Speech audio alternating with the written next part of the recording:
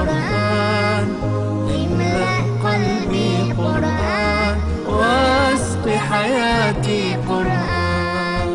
رحمن يا رحمن ساعدني يا رحمن اشرح صدري قرآن املأ قلبي قرآن واسق حياتي قرآن. رحمن رحمن ساعدني يا رحمن اشرح صدري. إن الحمد لله نحمده ونستعينه ونستغفره ونؤمن به ونتوكل عليه ونعوذ بالله من شرور أنفسنا ومن سيئات أعمالنا. من يهده الله فلا مضل له ومن يضلله فلا هادي له. وأشهد أن لا إله إلا الله وحده لا شريك له وأشهد أن محمدا عبده ورسوله أرسله الله بالهدى ونور الحق ليظهره على الدين كله ولو كره الكافرون.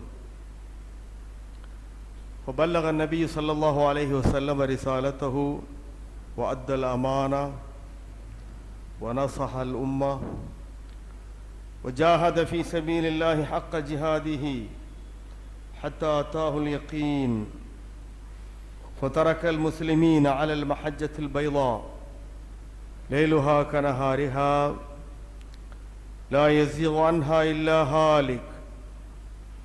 اللهم صل على محمد وعلى آل محمد كما صليت على إبراهيم وعلى آل إبراهيم إنك حميد مجيد. اللهم بارك على محمد وعلى آل محمد كما باركت على إبراهيم وعلى آل إبراهيم إنك حميد مجيد. أما بعد فإن أصدق الحديث كتاب الله وخير الهدي هدي محمد صلى الله عليه وسلم وإن شر الأمور محدثاتها وكل محدثة بدعة وكل بدعة ضلالة وكل ضلالة في النار. إخواني وأخواتي أوصيكم وإياي أولا بتقوى الله فإن التقوى أساس الحياة ولباب العبادة. قال تعالى يا أيها الناس اتقوا ربكم الذي خلقكم من نفس واحدة وخلق منها زوجها وبث منهما رجالا كثيرا ونساء واتقوا الله الذي تساءلون به والأرحام إن الله كان عليكم رقيبا. وقال جعل الله الكعبة البيت الحرام قياما للناس. وقال إن أول بيت وضع للناس للذي ببكة مباركا وهدى للعالمين فيه آيات بينات مقام إبراهيم ومن دخله كان آمنا ولله على الناس حج البيت من استطاع إليه سبيلا ومن كفر فإن الله غني عن العالمين.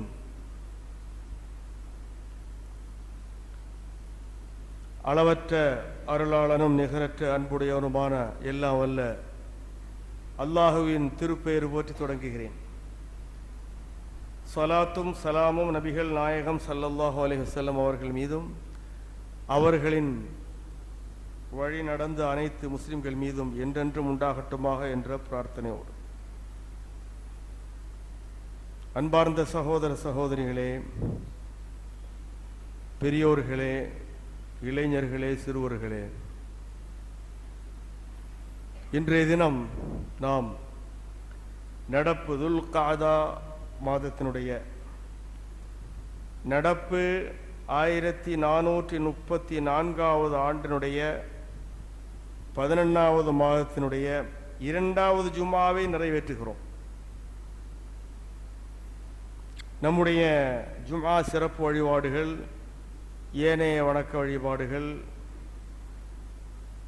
அனைத்தையும் இறைவன் அங்கீகரித்து உரிய பலாபலன்களை நம் யாவருக்கும் முழுமையாக வழங்கியருள்வானாக என்று அல்லாஹுவை வேண்டி என்னுடைய அரபி உரையின் இறுதியில் நான் வாசித்த அந்த இறைவசனத்தை மையமாக கொண்டு ஒரு சில கருத்துக்களை உங்களிடையே பரிமாறிக்கொள்ளலாம் என்று விழைகிறேன். அவ்வள பைத்தின் உலியாலி நாசி என்று சொல்லப்படக்கூடிய இந்த இறைவசனம் சூரத் ஆல இம்ரானுடைய 97வது வசனம். இந்த இறைவசனத்தின் வாயிலாக முஸ்லிம் சமுதாயத்திற்கு, திருமறையை நம்பிய சமுதாயத்திற்கு சில உண்மைகளை திருமறை குர்ஆன் சொல்லி காட்டுகிறது. இந்த துல்காத மாதம் என்பது ஹஜ்ஜுக்காக செல்கிறவர்கள் இஹ்ராம் கட்டி ஹஜ்ஜுக்காக செல்லுகின்ற லட்சோபலட்ச முஸ்லிம்கள் உலகெங்கிலும் இருந்து புறப்படுகிறவர்கள் இஹ்ராம் செய்துவிட்டு மக்காவை நோக்கி புறப்பட்டு கொண்டும் புறப்படுவதற்கு ஆயத்தமாகிக் கொண்டும் இருக்கிற ஒரு மாதம். எல்லா மாதங்களிலும் ஹஜ்ஜுக்கு இஹ்ராம் செய்ய முடியாது, ஹஜ்ஜுக்கு புறப்பட முடியாது. ஹஜ்ஜுக்கென்று குறித்த காலம் இருக்கிறது.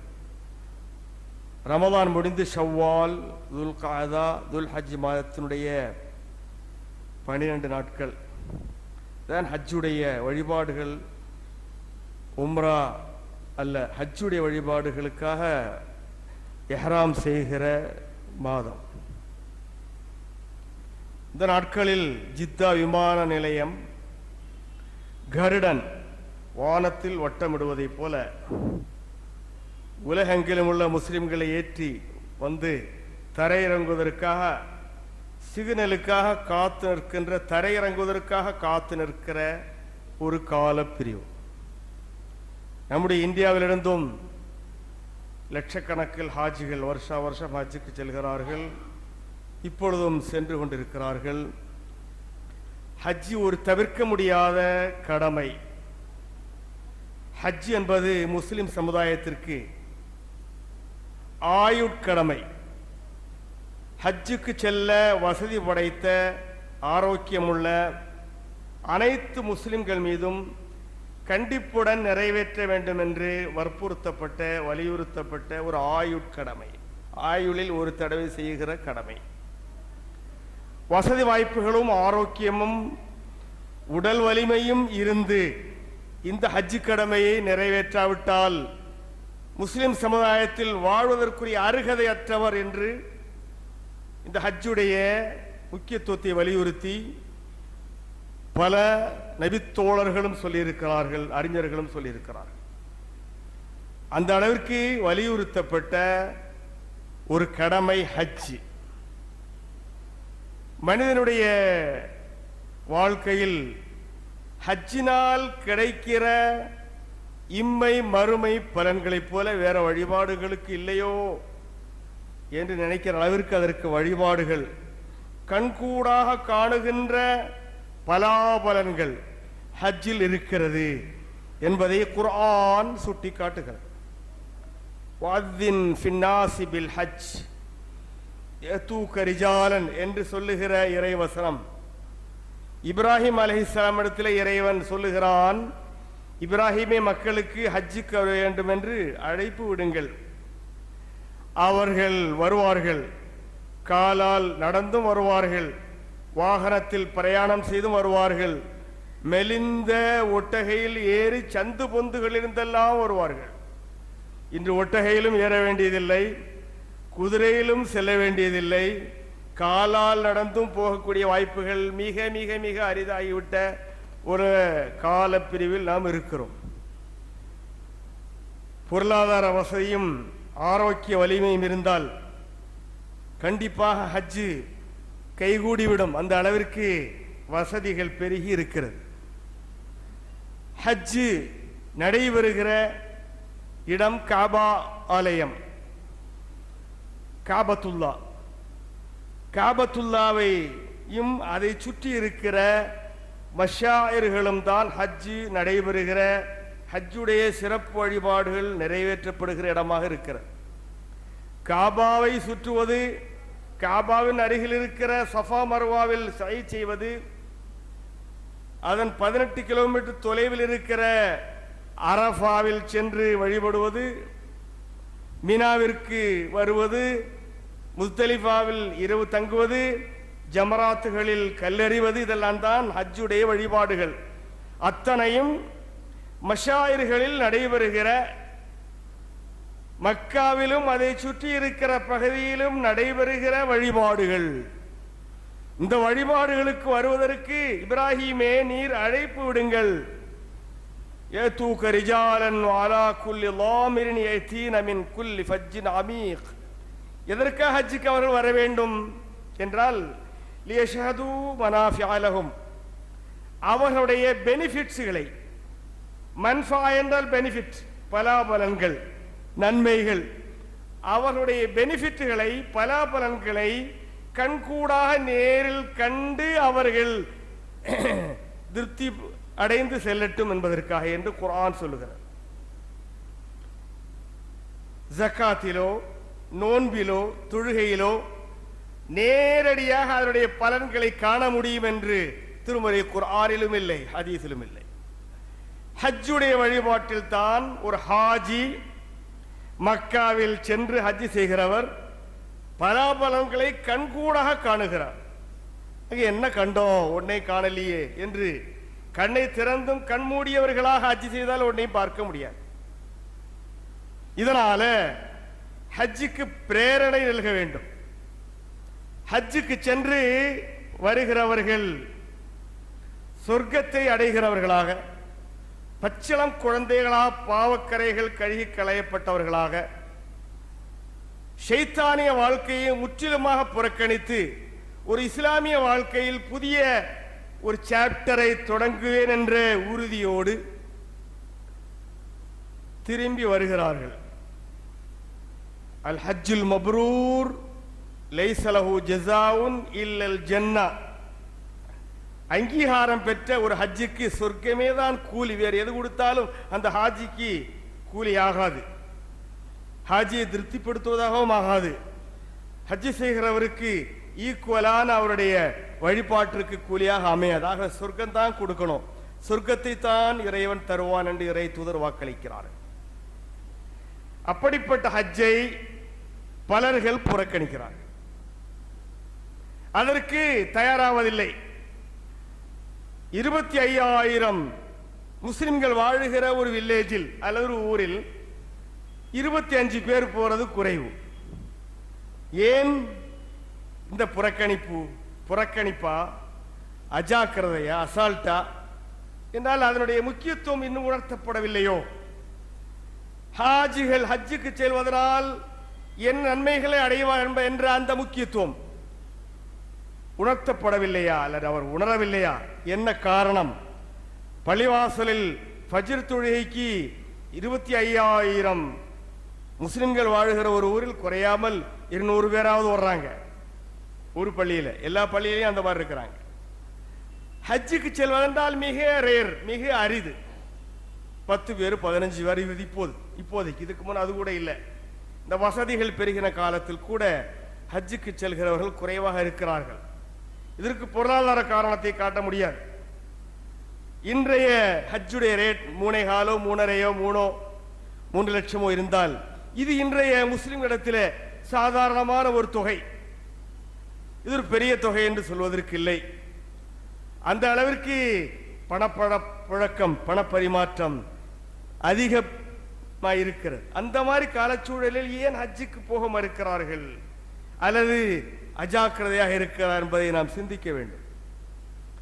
அல்லாஹ் சுப்ஹானஹு வ தஆலா திருமறை குர்ஆனில் ஆல் இம்ரானுடைய 97வது வசனத்தில் ஒரு தகவலை சொல்றான். இன் அவ்வல பைத்தின் உலியாலின் நாஸ் என்று சொல்லி தொடங்குகிற ஒரு இறைவசனம். அந்த இறைவசனம் அதனுடைய இறுதியில் இறைவன் ஹஜ் செய்வது கடமைங்கிறான். அதனுடைய முந்தைய பகுதியில், அந்த வசனத்துடைய முந்தைய பகுதியில் பூரா ஹஜ்ஜை பற்றி சொல்வதற்கு முன்பாக மக்காவை பற்றியும் காபாவை பற்றியும் இறைவன் பாராட்டுகிறான். காபாவும் மெக்கமா நகரும் முஸ்லிம்களுடைய இதயத்தில் இரண்டரை கலந்துவிட்ட வழிபாட்டு தலம். மக்காவும் காபாவும்.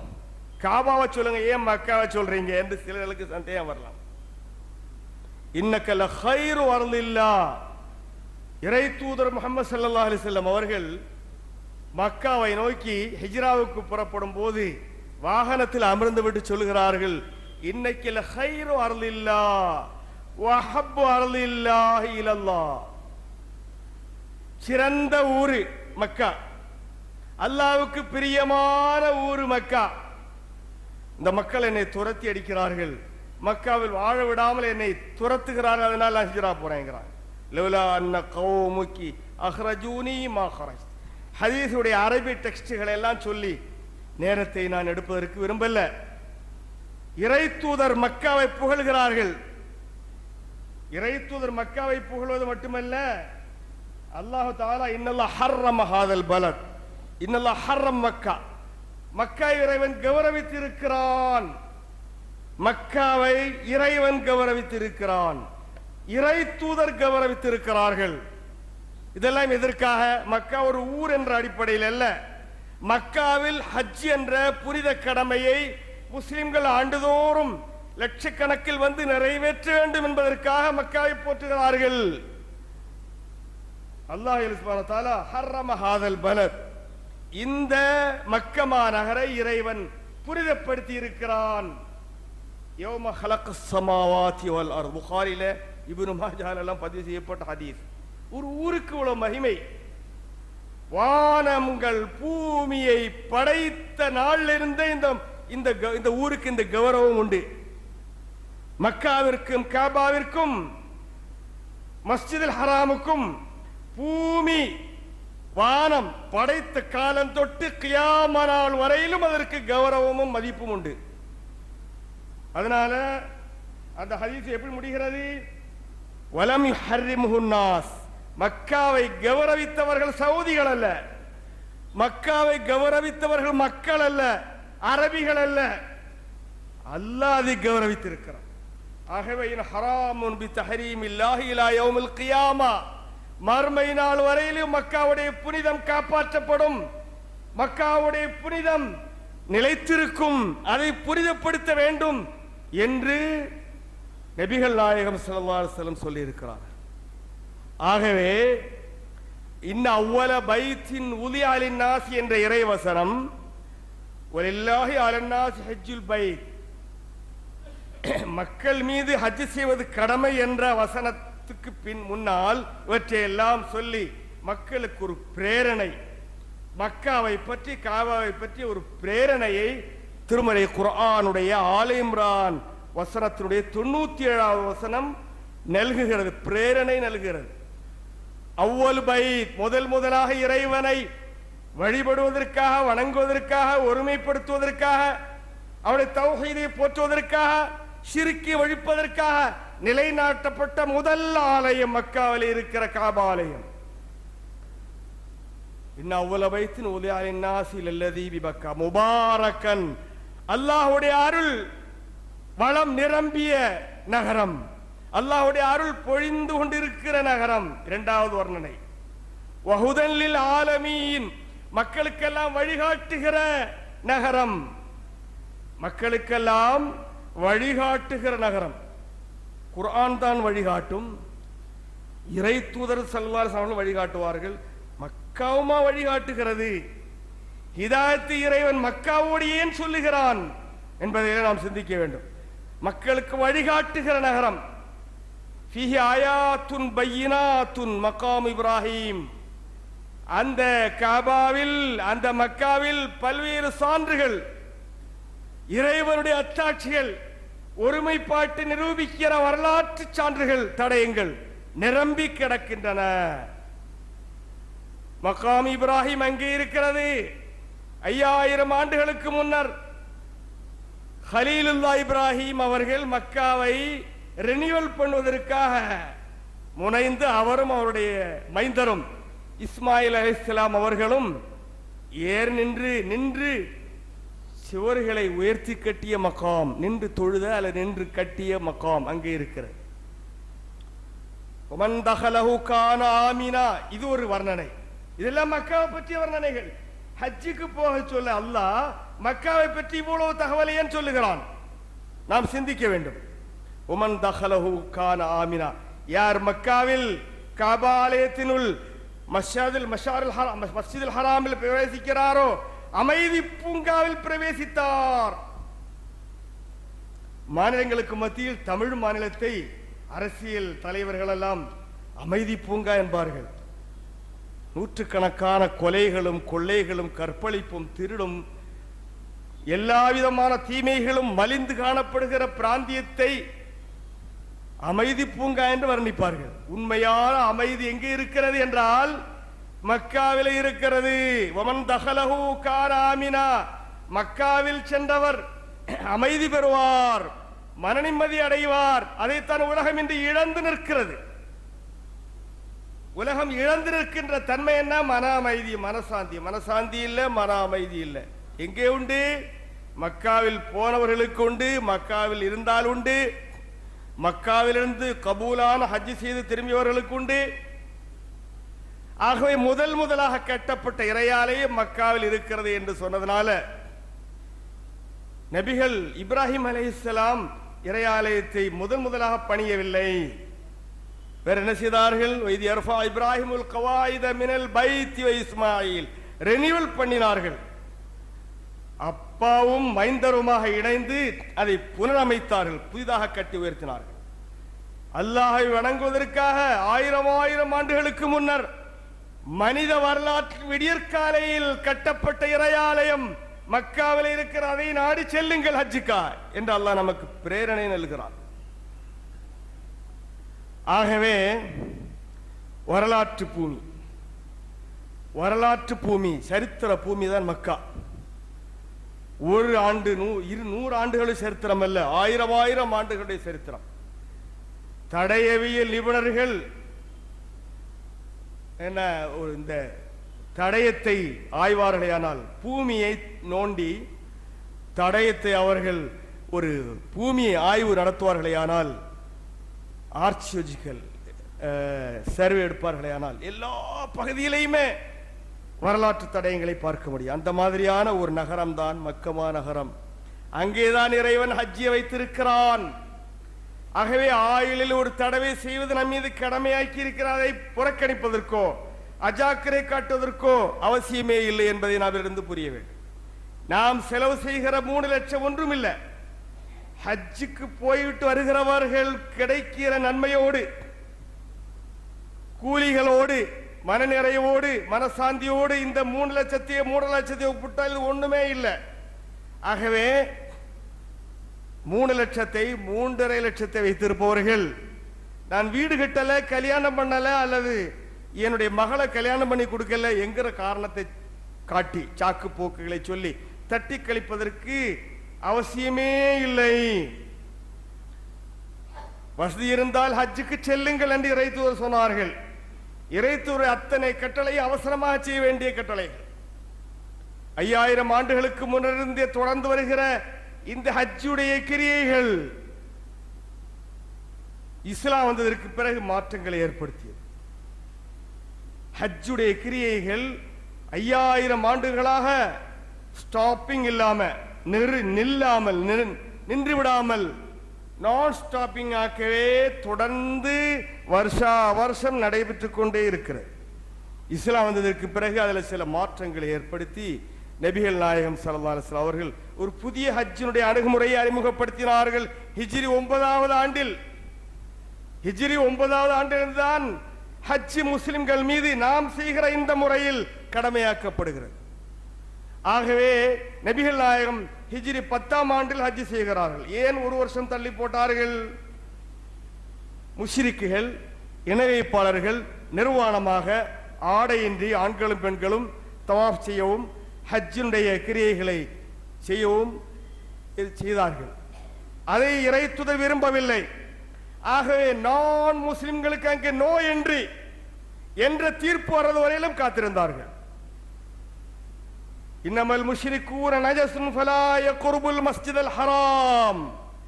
இறைவனை மறுத்துரைப்பவர்கள், இறைவனுக்கு இணை வைப்பவர்கள் அசிங்கியமானவர்கள். கொள்கையில், உடம்பில் அல்ல, கொள்கையில், நம்பிக்கையில் நஜீசுகளாக இருக்கிறார்கள். ஆகவே அவர்கள் இந்த காபா ஆலயத்தை நெருங்கவே கூடாது என்ற இறைவசனம் வந்தபோது அபூபக்கரை அனுப்பி மேலால் அடுத்த வருஷம் இந்த மக்காவுக்கு ஒரு காஃபிரும் ஒரு முஷ்ரிக்கும் வரக்கூடாது என்று தடை போட்டு அபூபக்கர் விளம்பரம் செய்கிறார்கள். அதற்கு பிறகு 10வது ஆண்டு இறை தூதர் ஹஜ்ஜுக்கு சென்றார்கள். இறை தூதர் ஸல்லல்லாஹு அலைஹி வஸல்லம் அவர்கள் ஒரு ஹஜ்ஜி தான் செய்திருக்கிறார். ஒரு ஹஜ், ஒரே ஒரு ஹஜ். அவர்கள் ஹிஜ்ரத் செய்த 10வது ஆண்டு செய்த ஒரு ஹஜ்ஜை தவிர 3 உம்ராவை தவிர கூடுதல் செய்யல. நம்மில் பலர்கள் ஒன்றுக்கு அதிகமான ஹஜ் செய்கிறோம், செய்வதற்காக லட்சங்களை செலவழிக்கவும் தயாராக இருக்கிறோம். இறை தூதர் ஒரு ஹஜ் 3 உம்ராவும். ஏன்? ஆயிலில் ஒரு தடவை தான் ஹஜ் செய்ய வேண்டும்.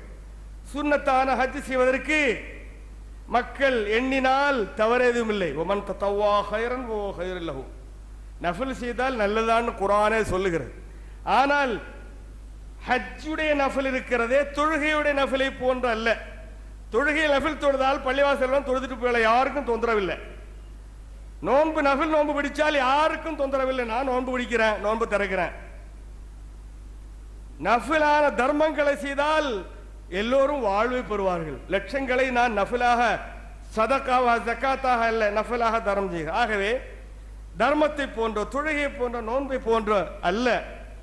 ஹஜ் என்பது குறிப்பிட்ட இடத்தில் குறிப்பிட்ட காலத்தில் நிறைவேற்றப்பட வேண்டிய ஒரு கட்டாய கடமையாக இருப்பதனால் நஃபில் ஹஜ்ஜை 5 ஆண்டுகளுக்கு ஒரு முறைதான் செய்ய வேண்டும் என்று இன்று சட்டம் போட்டிருக்கிறார். எதனால்? நெருக்கடி. மக்கா ஒரு ஊரு, அந்த ஊரில் 30 லட்சத்திலிருந்து 35 லட்சம் வரையிலும் செல்லுகிறார். அதுக்கு மேல் மக்கா தாங்குமா? 170 கோடி முஸ்லிம்கள் உலகத்திலே வாழுகிறார்கள். 170 கோடி முஸ்லிம்களில் 1%, 1% மட்டுமே ஹஜ்ஜுக்கு வருகிறார் என்று கற்பனை செய்தால் கூட 17 மில்லியன் ஹாஜிகள் வர வேண்டும். 17 மில்லியன் ஹாஜிகள் மக்காவில் இருந்தால் மக்கா தாங்குமா? இவர்களுக்கு உணவுக்கு ஏற்பாடு பண்ண வேண்டாமா? தண்ணீருக்கு ஏற்பாடு பண்ண வேண்டாமா? சுகாதார ஏற்பாடுகள் பண்ண வேண்டாமா? இவர்களை தங்க வைக்க வேண்டாமா? நெருக்கடியில் நெருங்கி திணித்து சத்தமும் சலசலப்புமாக ஹஜ் செய்வதற்கு இஸ்லாம் அனுமதிக்கவில்லை. நபிகள் நாயகம் ஸல்லல்லாஹு அலைஹி வஸல்லம் அவர்கள் உமர் ரலியல்லாஹு அன்ஹு சொல்றாங்க, உமரே, நீர் வலிமையான ஆரோக்கியமான மனிதர், ஹஜ்ஜுக்கு சென்றால் நெருக்கடியை கொடுக்காதீர்கள், யாரையும் பிடிச்சு தள்ளாதீங்க. லா துஸாஹி மின்னாஸ், மக்களிடத்தில் ஜஹமத்தை, மக்களுக்கு நெருக்கடியை கொடுக்காதீங்க. லேசா ஹஜ்ஜல் அஸ்வத் கிட்ட போக முடியுமானா போங்க, அல்லண்டா சைக்கினை செய்துவிட்டு சென்று கொண்டே இருங்கள். இதிலிருந்து என்ன தெரிகிறது? நெருக்கடியில் ஹஜ் செய்கின்ற நிலைமைகள் உருவாக்கப்படக்கூடாது. இருந்தால் இருக்கிற நகரத்தை இன்னும் டெவலப் பண்ணணும், அல்லது மக்களை குறைத்து வருவதற்கு ஏற்பாடு பண்ணணும். இன்றைக்கு 3 லட்சம் ஜனங்களுக்கு இவ்வளவு நெருக்கடி என்றால் 17 மில்லியன் ஜனங்கள் வந்தால் 1 மில்லியன் 10 லட்சம், 17 மில்லியனுங்கிறது எவ்வளவு லட்சங்கள் வரும் பாருங்க. இவங்க எல்லாம் மக்கால போய் சேர்ந்தாங்கன்னா மக்கா தாங்குமா? ஆகவே நஃபில் என்ற அந்த ஹஜ்ஜை சற்று காலம் தாழ்த்து செய்ய வேண்டும் என்பதற்காக இஸ்லாமிய அறிஞர்களும் முஃப்திகளும் 5 வருஷத்திற்கு முடிஞ்சா போய்கிறாங்க. இன்று அதையும் தடுக்குவதற்குள்ள வழிகளை பார்க்கிறார்கள். நெருக்கத்தினால்தான் கல்லறிகிற இடத்தில் ஒரு ஹாஜி சாவுகிறார், இன்னொரு ஹாஜி மிதிக்கிறார். 2 பேரும் ஹாஜிகள். மக்காவில் சென்றவர்களுக்கு தெரியும், ஜமராத்துகளில் தான் அதிகமான நெருக்கடிகள் கல்லறிகிற இடத்தில். அங்கே அடிக்கடி மரணமும் சாவும் நடைபெறுகிறது. நெருக்கத்தினால இடித்து மோதி ஹஜ் செய்யறதுனால. யார் அவர்கள்? ஒரு ஹாஜி ஒருவரை இடிக்கிறார், இன்னொரு ஹாஜி இறக்கிறார். மிக ரேராக நடைபெறுகிறது தான். ஆயினும் இப்படிப்பட்ட ஒரு சூழ்நிலை வரக்கூடாது. எதற்கு காரணம் என்ன என்றால், நஃபிலாக செய்கிறவர்கள் வருஷா வருஷம் ஒரு ஹாபியாக அது அவர்களுக்கு ஒரு வாடிக்கையாக அமைத்துக் கொண்டிருக்கிறார்கள். நஃபிலாக செய்கிறவர்கள் சற்று கால எடுத்து இடைவெளி போட்டு அவர்கள் ஹஜ்ஜுக்கு செல்ல வேண்டும். கடமையாக செய்கிறவர்களுக்கு முன்னுரிமை வழங்க வேண்டும். இந்த அடிப்படையில் தான் இந்த சட்டம் உருவாக்கப்பட்டிருக்கிறது என்பதை நான் உங்களுக்கு நினைவுபடுத்துகிறேன். அன்பார்ந்த சகோதரர்களே, ஹஜ் மிக முக்கியமான ஒரு கடமை. மக்காவில் அது நிறைவேற்றப்பட வேண்டியிருக்கிறது. மக்காவை பற்றிய ஒரு எண்ணம் முஸ்லிமுடைய இதயத்தில் மிக கௌரவமாக இருக்க வேண்டும். உலகத்தில் இவ்வளவு பெரிய கௌரவமான ஒரு கட்டிடம் இல்லவே இல்லை. காபா ஆலயத்தை போன்ற வரலாறு நிரம்பிய வரலாற்று பூமியாக இருக்கிற மக்காவை போன்ற வரலாற்று சான்றுகள் நிரம்பிய ஒரு நகரமும் ஒரு பள்ளிவாசலும் இல்லை. 170 கோடி முஸ்லிம்கள் உலகத்தில் அந்த காபாவை நோக்கி திரும்பி நின்று தொழுகிறார்கள். தொழுகையில் காபாவை நோக்காமல் தொழுதால் தொழுகை இல்லை, நிறைவேறாது. அந்த அளவிற்கு காபாவுக்கு முக்கியத்துவம் இருக்கிறது நம்முடைய நெஞ்சங்களில், இதயங்களில். நபிகள் நாயகம் காலம் தொட்டு இன்று வரையிலும் கியாம நாள் வரையிலும் கோடானு கோடி முஸ்லிம்கள் காலஞ்சென்று இறந்திருப்பார். அவர்களை கபரில் அடக்கும் போது முகத்தை வலப்புறமாக காபாவை நோக்கி வைக்க வேண்டும் என்பது ஹதீஸ். ஆக இறந்தாலும் மக்காவை நோக்க வேண்டும், காபாவை நோக்க வேண்டும். வாழ்ந்தாலும் காபாவை நோக்க வேண்டும்.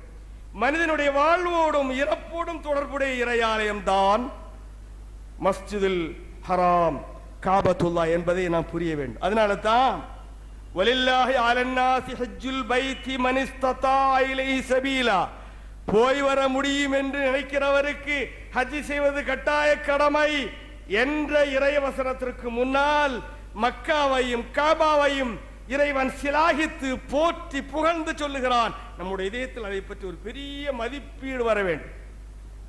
சுற்றுலா பயணிகள் வருஷா வருஷம் அவர்களுக்கு சுற்றுலா செல்லாமல் தூக்கமே வராது. எங்கே செல்கிறார்கள்? இன்றைக்கு சுற்றுலா பயணிகள் அதிகமாக செல்வது துபாய் டவரை நோக்கி. துபாய் டவர் அல்லது கலீஃபாவுடைய டவர், புர்ஜ் கலீஃபா 163 மாடிகளை கொண்ட ஒரு 6-5 நிமிடம் லிப்டில் ஏறினால் அந்த அளவுக்கு நேரத்தை பிடிக்கிற ஒரு நவீன ஆர்கிடெக்டருடைய ஸ்ட்ரக்சரை கொண்ட ஒரு நவீன பில்டிங். இதை பார்த்து செல்கிறார். காபா ஆலயத்தில் சென்றதை போன்ற ஒரு உறுதியும் ஈமானும் அழுகையும் இறையன்பும் பற்றும் நிச்சயமாக உலகத்தில் எந்த பில்டிங்கை தேடி போனாலும் கிடைக்காது. உலக அதிசயங்களில் ஒன்றா காபா? உலக அதிசயங்கள் என்று தாஜ்மஹாலையும் அதே போன்ற எதையெல்லாமோ வைத்திருக்கிறார்களே. உலக அதிசயமில் ஆர்டினரியான கருங்கல்லால் கட்டப்பட்ட, சாம்பல் நிற கருங்கல்லால் கட்டப்பட்ட, வெறும் 33 அடி உயரமும் 22 அடி அகலமும் கொண்ட, பாலைவனங்களால் மலைகளால் சூழப்பட்ட பூங்கா நகரா மக்கமா நகர், மலைகள் சூழ்ந்த நகர். பாரிஸிலும் லண்டனிலும் பசுமையாக இருக்கிற காலச்சூழலும் சுற்றுச்சூழலையும் அப்படியே இருக்கிறது மக்கா. இப்படிப்பட்ட வறண்ட கரண்ட தரிசு பூமியில் இருக்கிற காபா ஷரீஃபுக்கு இறைவன் கொடுத்திருக்கிற மதிப்பு அளவிட முடியுமா? காபா ஆலயத்தை முதலாக காணுகிற ஒரு மனிதனும் அழாமல் இருக்க முடியாது, கண்ணீர் வடிக்காமல் இருக்க முடியாது. எதனால்? வானத்தை நோக்கி புர்ஜ் கலீஃபாவை பார்த்ததை போல பார்த்து ஆச்சரியப்பட்டு கண்ணீர் வடிக்கிறாரா? 163 மாடிகளை கட்டி உயர்த்தி இருக்கிறான். என்ன அற்புதம், என்ன ஆச்சரியம், ஆச்சரியமான கட்டடக்கலை என்பதற்காக கண்ணீர் அடிக்கிறார்? இல்லவே இல்லை. இயல்பாகவே இறை பக்தியோடு காபாவை பார்ப்பவர் கண்ணீர் வடிக்காமல் முதலாக பார்ப்பவர் இருக்கவே முடியாது. காபா ஆலயம், அதை தரிசிப்பவருக்கு இறைவன் அளித்திருக்கிற வாக்குறுதிகள், வாக்களிப்புகள் கொஞ்சம் நஞ்சமல்ல.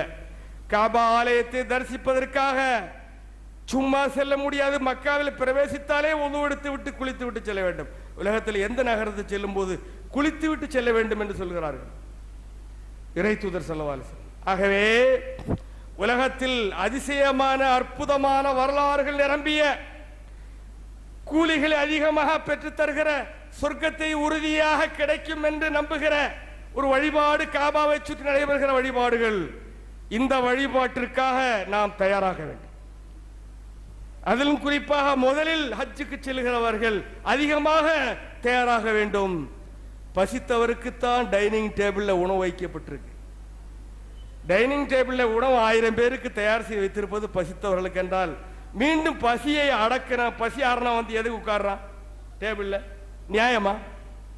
ஆகவே ஹஜ் செய்யாதவர்களுக்கு ஹஜ்ஜுக்கு செல்வதற்கு ஹஜ் செய்தவர்கள் வழிவிட வேண்டும். 4 வருஷம் 5 வருஷம் கழிகிறது வரையிலும் 2வது ஹஜ்ஜுக்கு 3வது ஹஜ்ஜுக்கு என்று போகக்கூடாது. ஏதோ அத்தியாவசிய தேவை ஹஜ் சர்வீஸ் ஏற்பாட்டாக போவதனுடைய விஷயம் வேற. ஒருவருக்கு ஹாபி, இங்க உலகத்தில் இங்க எதையுமே செய்யறது, பள்ளிவாசல் பக்கத்தில் கூட வாரதில்லை, வருஷா வருஷம் ஹஜ். அவர்களுக்கு அது ஒரு வாடிக்கையாகி விட்டது. சுற்றுலா, காபா ஆலயத்தை சுற்றி சுற்றுலா மையங்களில் காணப்படுவதை போல அங்கே சமாதிகளும் இல்லை, கபர்களும் இல்லை, சிலைகளும் இல்லை, சிற்பங்களும் இல்லை, ஒருவருடைய வீடும் இல்லை, ஒன்றுமே இல்லாத ஆர்டரியான ஒரு ஆலயம். அந்த ஆலயத்தில் ஒரு ரக்காத்து தொழுதால் 272 ஆண்டுகள் தொழுத கூலியை அடைகிறார். ஒரு நாள் தொழுதால் ஒரு ரக்காத்துக்கு 1,00,000 ரக்காத்துடைய நன்மை. 1,00,000 ரக்காத் என்றால் 17 ரக்காத்துக்கு 17 லட்சம் ரக்காத்துடைய நன்மைகள். நாம் ஒரு நாளைக்கு ஃபர்ல் மட்டும் 17 ரக்காத்துகள் தொழுகிறோம். இந்த தொழுகையை மக்கா ஹரம் ஷெரீஃபில் சென்று தொழுதால் 17 லட்சம் ரக்காத்துகளின் நன்மையை ஈட்டுகிறோம். எங்கேயாவது விட்ட முடியுமா? பெரிய பெரிய சுல்தான்கள் கட்டிய பள்ளிகளில் பெரிய பெரிய என்ன அதிசயமாக பார்க்கப்படுகிற பள்ளிவாசல் கிடைக்குமா? மக்காவில் காபாவின் அருகில் கிடைக்கிற நன்மை 17 லட்சம் ரக்காத்து இங்கு இந்தியாவில் தொழுவதற்கு, உலகத்தில் மனிதன் தொழுவதற்கு 272 ஆண்டுகள் பிடிக்கும். ஒரு நாள் தொழுகை, ஒரு நாள் தொழுகிற மக்காவின் தொழுகை 272 ஆண்டுகள் தொழுகிற தொழுகைக்கு ஈக்குவல், சமம். 10 நாள் தொழுதாலோ 2720 ஆண்டுகள் தொழுத தொழுகைக்கு சமம். 40 நாள் குறைந்தபட்சம் ஹாஜிகள் மக்காவில் தொழுவார்கள். 40 நாள் தொழுவது இந்தியன்ஸ் தான். இந்தியாவிடம் செல்லுகிற ஹாஜிகளுக்கு தான் நிச்சயமாக 40 நாளை அனுமதிக்கிறார்கள். வேறு மிக ரேராகத்தான் அனுமதிப்பார்கள். மற்ற எல்லா நாட்டிலிருந்து 10 நாள் 15 நாள் 8 நாள்ல போயிடுவாங்க. அதனால 40 நாள் தொழுதால் 10,882 ஆண்டுகள் தொழுத பலாபலன்களை ஃபர்லுக்கு மட்டும் அடைகிறோம் என்றால் இதை நாம் விட முடியுமா? இதை நாம் விட்டுவிட முடியுமா? உலகத்தினுடைய அதிசயம் இதுதான். அதிசயம், உலகத்தினுடைய அதிசயம் இதுதான். உலகத்துடைய அற்புதம் இதுதான். உலக அதிசயங்களில் தாஜ்மஹாலையும் ஈஃபில் டவரையும் சேர்த்து வைப்பதெல்லாம் முற்றிலும் தவறு. பிரமிட்டுகளையும் ஒரு சைனா உடைய ஒரு மதில் கட்டையுமா உலக அதிசயங்கிறாங்க. என்ன விஷயம் இது ஐயா? உலக அதிசயம் காபத்துல்லா ஆலயத்தில் ஒரு நாள் தொழுதால் 272 ஆண்டுகள் தொழுத பலாபலன்களை அல்லாஹ் தருவதாக அல்லாஹ்வுடைய தூதர் வாக்களித்திருக்க, இதுதான் அதிசயம். ஆகவே இவ்வளவு பெரிய புனிதமான இடம் நம்முடைய காபா ஆலயம். முஸ்லிம் சமுதாய வாழ்க்கைக்கு அது ஒரு கேந்திரமாக குர்ஆன் வர்ணிக்கிறது. மசாபத்தலின் நாசியம் கேந்திரம், நம்முடைய கேந்திரம். ஒரு கேந்திரமும் ஒரு தலைமையும் இல்லாத சமூகமா? ஒரு தலைமை இல்லாமல் சமூகம் சீரழிந்த சமூகம். ஒரு கேந்திரம் இல்லாத ஒரு நிர்வாகம் சீரழிந்த நிர்வாகம். ஆக இஸ்லாமிய மார்க்கத்தினுடைய கேந்திரமாக மசாபத்தாக கியாமல்லின் நாசியம். இன்னொரு இடத்துல அல்லாஹ் சொல்றான், மக்கள் கூடுகிற ஒரு மையமாக காபாவையும் பைத்துல்லாவை நான் ஏற்படுத்தியிருக்கிறேங்கிறான். அவ்வளவு தூரம் ஒரு புனிதமான இடம் நமக்கு கிடைத்திருக்கிறது ஹஜ் செய்வதற்கு. அதை நாடி செல்ல வேண்டும். அதை நாடி செல்வதன் பேர் தான் ஹஜ். ஆகவே அன்பார்ந்த சகோதர சகோதரிகளே, 3 லட்சத்தை வைத்திருப்பவர்கள் வேறு பிளான் பண்ணாதீங்க, வேற ப்ராஜெக்டுகளுக்கு பிளான் பண்ணாதீங்க. மகளை கல்யாணம் பண்ணி கொடுக்கணும் என்பதோ, வீடு கட்டணும் என்பதோ, அல்லது என் மகனுக்கு காலேஜில் ஃபீஸ் கொடுக்கணும் என்பதோ எல்லாம் ஒரு செகண்டரி, வேண்டாம் என்றல்ல. அல்லாஹ் நம்மை சுமத்திய இந்த கடமையை செய்யாமல் இஸ்லாமிய சமுதாயத்தில் ஏன் வாழ்றா என்றல்லவா கேட்கிறார் உமரும் அலியும். உமன் கஃபர ஃபைனல்லாஹு ஆலமீன். ஹஜ்ஜுக்கு போகாம ஹஜ்ஜுடைய கடமை யார் மறுத்துரைக்கிறாரோ அவன் அல்லாஹ்வுக்கு தேவையில்லாத வேண்டும். குர்ஆனே என்ற வசனத்துக்கு பின்னால சொல்லு. ஆகவே அன்பார்ந்த சகோதர சகோதரிகளே, ஹஜ்ஜுடைய சீசன். இந்த நேரத்தில் நான் இப்படிப்பட்ட தகவலை சொல்ல முடியும். நம்முடைய ஊர்ல இருந்து நிறைய பேர் ஹஜ்ஜுக்கு போகிறார்கள். இன்னும் போவதற்கு நியத்து வைத்திருப்ப இருக்கிறார்கள். வருஷா வருஷம் நம்முடைய இந்த ஊரிலிருந்து நூற்றுக்கணக்கான ஹாஜிகள் ஹஜ்ஜுக்கு செல்ல தயாராக வேண்டும். இவ்வளவு புனிதமான ஒரு இடத்தை நம்முடைய கண்களால் பார்த்து கண் குளிர வேண்டும். 1, 2, 3 நாளில் எண்ணிவிட்டால் தீராத அளவிற்கு காபாவுக்கும் மக்காவிற்கும் பைத்துல்லாவிற்கும் பெருமைகளை அருமைகளை ஹதீஸும் குர்ஆனும் சொல்லி தந்து கொண்டே இருக்கிறது. ஆகவே இந்த ஹஜ்ஜை நிறைவேற்றுவதற்கு நாம் தயாராகும். இதில் தள்ளி போடுவதற்கு யாரும் தயாராக வேண்டாம். ஹஜ்ஜுக்காக 2வது 3வது முறை செல்கிறவர்கள் சற்று காலதாமதமாக செல்வதற்கு தயாராக வேண்டும். இல்லை என்றால் அவர்கள் செய்வது நிச்சயமாக நன்மையாக இருக்காது. இன்று ஆய்வாளர்கள், இஸ்லாமிய ஆய்வாளர்கள், இந்த 3.5 லட்சம் ரூபாவை கொடுத்து ஹஜ்ஜுக்கு போறவர் 2வது 3வது 4வது 5வது ஹஜ்ஜுக்குன்னு போகிறவர் இந்த 3.5 லட்சம் ரூபாவை எத்தனையோ ஏழ்மை ஒழிப்பு திட்டங்களுக்கு, சமுதாய மேம்பாட்டு திட்டங்களுக்கு, பள்ளிவாசல், மதரசா, மெடிக்கல் காலேஜ், ஸ்கூல் இவைகளுக்கெல்லாம் செலவழித்தால் எவ்வளவு சமுதாயம் முன்னேறும் என்று கேட்கிறார். ஆகவே நஃபிலாக ஹஜ்ஜுக்கு செய்கிறவர்கள் தங்களுடைய ஹஜ்ஜினுடைய யாத்திரையை உம்ராவுடைய யாத்திரையாக மாற்றட்டும். உம்ரா காலம் பூரா செய்யலாம். உம்ராவுக்கு காலம் கிடையாது. எந்த காலமும் உம்ரா செய்யலாம். ஹஜ்ஜு 2.5 மாசத்துல தான் செய்யணும். அது குறிப்பிட்ட அந்த மஷாயிர்களை தான் செய்யணும். ஆகவே அதை செய்யாதவர்களுக்கு நாம் வழிவிடுவோம், இடம் கொடுப்போம். நம்முடைய அமல்களை இன்னும் நாம் மேம்படுத்துவோம். ஹஜ்ஜை செய்வதற்கு நாம் அனைவரும் தயாராவோம். அதற்கு அல்லாஹ் நம் அனைவருக்கும் தௌஃபீக் செய்வானாக என்ற பிரார்த்தனையோடு நிறைவு செய்கிறேன். அக்கூலு கௌலி ஹாதா வஸ்தக்ஃபிருல்லாஹ். அன்புக்குரிய சகோதர சகோதரிகளே, உலகத்தில் அற்புதமான நகரங்கள், உலகத்தில் அற்புதமான கட்டிடங்கள், கட்டிடக்கலை அழகு நிறைந்த கட்டிடங்கள் என்றெல்லாம் சொல்லுவார்கள். அங்கெல்லாம் சென்றால் ஈமானை பறிகொடுத்து விட்டு தான் செல்ல வேண்டும். ஒரு அற்புதமான சுற்றுலா தலத்திலும் இந்த யாத்திரைகள் சென்று விட்டு வருகிறார்களே, அங்கு சென்று ஒருத்தர் கூட இறைவனை பயந்து கண்ணீர் வடிப்பவரில்லை. மக்காவில் காபாவில் கண்ணீர் வடிப்பதை போல இறை நம்பிக்கையை பெருக்கிவிட்டு வருகிறவர்களாக இருக்க முடியாது.